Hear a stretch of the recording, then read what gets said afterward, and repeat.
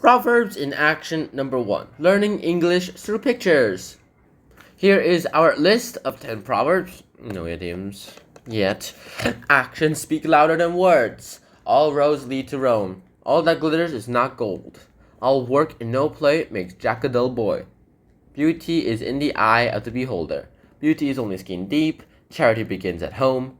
Cheats never prosper. A drowning man will clutch at a straw. East or west, home is best. Alright, let's get this started with. Our first proverb of the day was this: actions speak louder than words. Now, actions speak louder than words. Now, if you act, then you would probably go ahead and save someone. Whereas if you only say something, well, then that person will be like, I don't care at all. So here's a typical example. Here's a man reading a newspaper. Apparently in the newspaper it says tourist injured by falling coconuts, which is not headline news unless it really killed that person. Beware of falling coconuts. Yeah, after the man got hit by the falling coconut, do you put a sign up there? And then a woman comes in and says, I wouldn't lie there if I were you. I'm sleepy. I don't care. And then these guys are like, okay, let's just save the dude. And then they realize he's sleepy, so they just drag him along. Their actions speak louder than words. And it hits the newspaper and it breaks the newspaper. And she's all like, oh my god, maybe I should have done something. She even covers her mouth. Alright, next up, we have all roads lead to Rome. Now, this doesn't literally mean that all roads lead to Rome for them, but it just means that all the same, there are many ways of doing something to reach the certain goal. Like the same goal. If you have like the goal to win a gold at the Olympics, then you're going to have to train in a sport. But there are several sports you can train in, and apparently esports will probably not be included in the Olympics for anytime soon.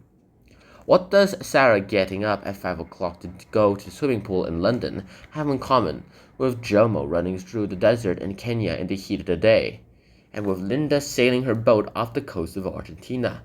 All roads lead to Rome, which for all of them means the chance of winning a gold medal. Yeah, it is. It is a great chance to go ahead and get them to win the gold medal.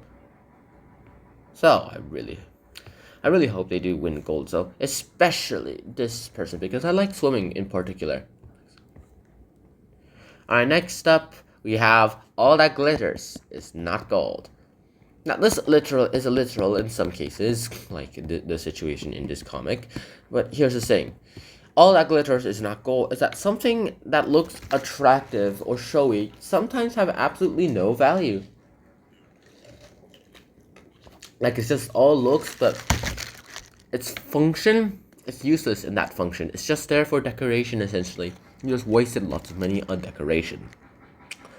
Like, take this for example. Lisa was sure that the big golden car for sale at the garage was meant just for her. She imagined how cool she would look driving such a fantastic vehicle. She found she could do a deal with the salesman. She also found that all that glitters is not gold. Apparently, that gold car, it doesn't work at all. It's just a car hull, no engine at all. Alright, next up we have this. All work and no play makes Jack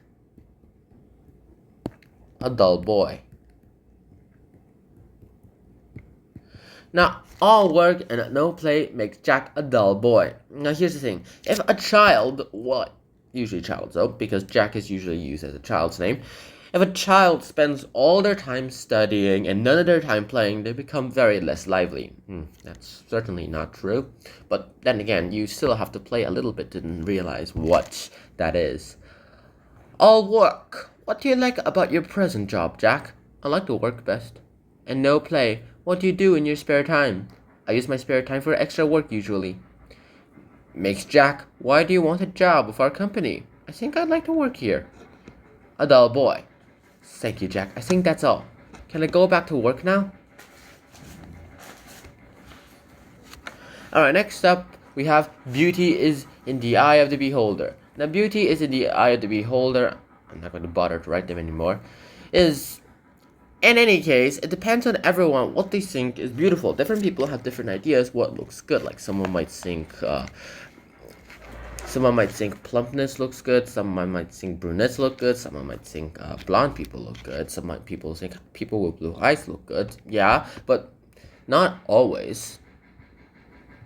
Going for 19 million. Can I hear 20 million anywhere? Oh, that's a nice artwork. So for $19 million. $19 million? I wanna give it $10 for it myself. But you don't know anything about art, dear, and beauty is in the eye of the beholder. That is true. Alright, next up, we have beauty is only skin deep.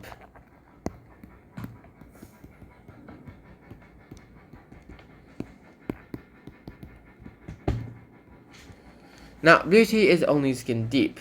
Beauty is only skin deep pretty much means that good looks are only a surface appearance. Like, they go ahead and they do tell you what a person's character is like. Like, they tell you about what it's like. But your personality inside of you, it doesn't make lots of sense. Miss Stark is convinced that her nose is in the wrong shape and that is why nobody likes her. Shut up, mother. I know what I'm doing. Maybe it's your personality that nobody likes you. She spends a long time trying to choose a nose she really likes. Go away, I don't need your help. She is sure that all her problems will be over soon. If you make a mess of this, I'll sue you for every penny you've got.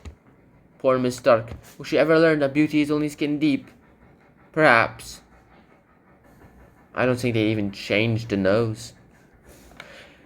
As you can see, it pretty much is a proverb on about personality. Whereas, if you go ahead and do something, then you should go ahead and realize that it's their personality that is worrying all of you. Right. Next up, we have charity begins at home.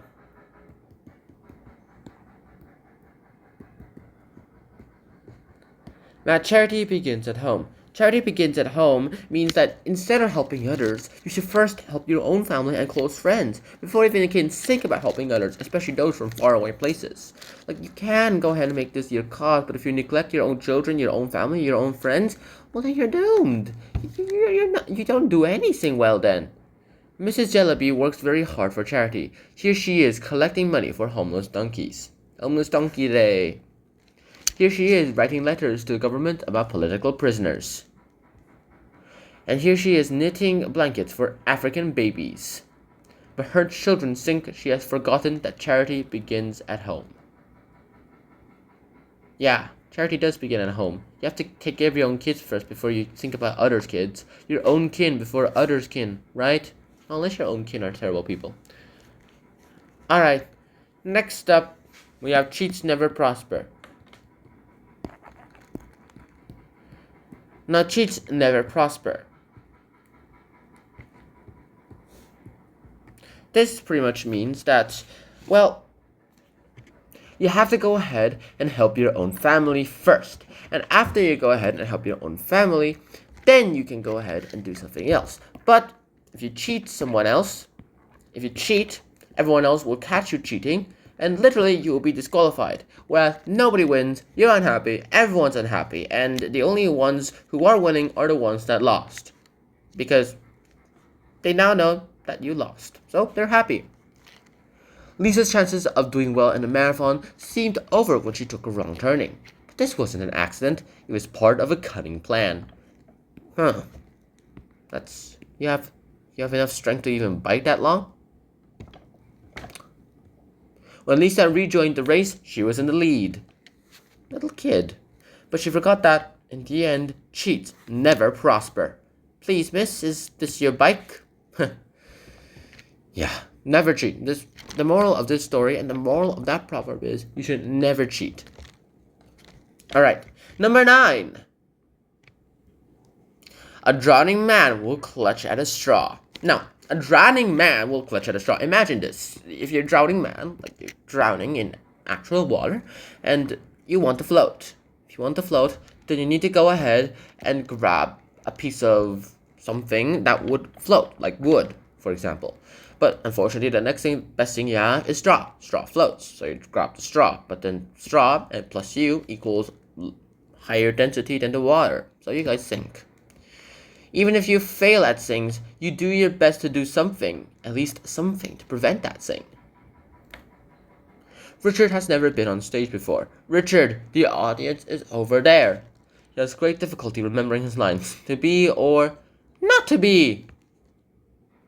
He's anything but a good dancer, but a drowning man will clutch at a straw. And Tom, the director, couldn't find anyone else to take the part.